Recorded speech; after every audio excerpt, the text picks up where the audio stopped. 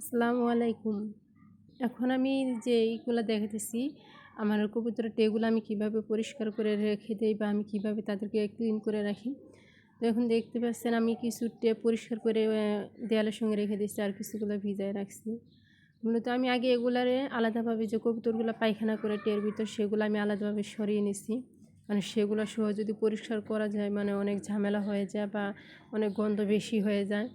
তো আমি আগে ওগুলারে সরাই নিছি, নেওয়ার পর আমি টেগুলার আগে পানির ভিতরে ভিজায় রাখছি। রাখার পর এখন আমি এগুলারে সুন্দর মতো ধুইছি।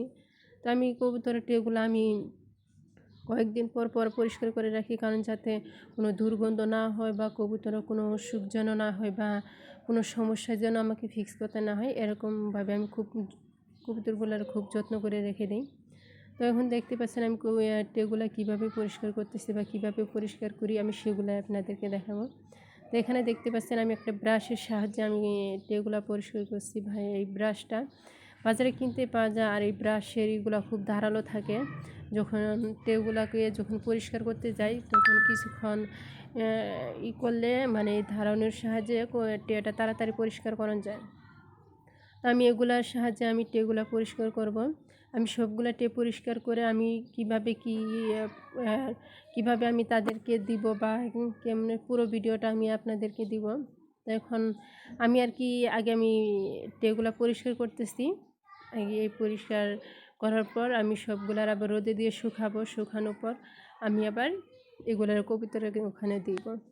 তো দেখতে পাচ্ছেন আমি একটা একটা করে ধুইতেছি আর একটা করে দাঁড় করে রাখতেছি। যখন এই পানিগুলা একটু ঝরে আসবে তখন আমি সেগুলোর বারান্দায় নিয়ে আবার দাঁড় করায় পানিগুলো ঝরাবো। ঝরানোর পর তারপর আমি কবুতরকে দিব। তো আমি তারপরের ভিডিওতে আমি আবারও কিছু দিব, মানে এখন ছোট্ট করে একটা ভিডিও দিতেছি। তারপরও ভিডিওতে আপনারা সব কিছু জানতে পারবেন, আমি সব কিছু বলবো। সবাই আমার পাশে থাকবেন আর সবাই আমার ভিডিওটা দেখবেন এবং আমার ভিডিওটা সাবস্ক্রাইব করে দেবেন। সবাই ভালো থাকবেন। আল্লাহ হাফেজ।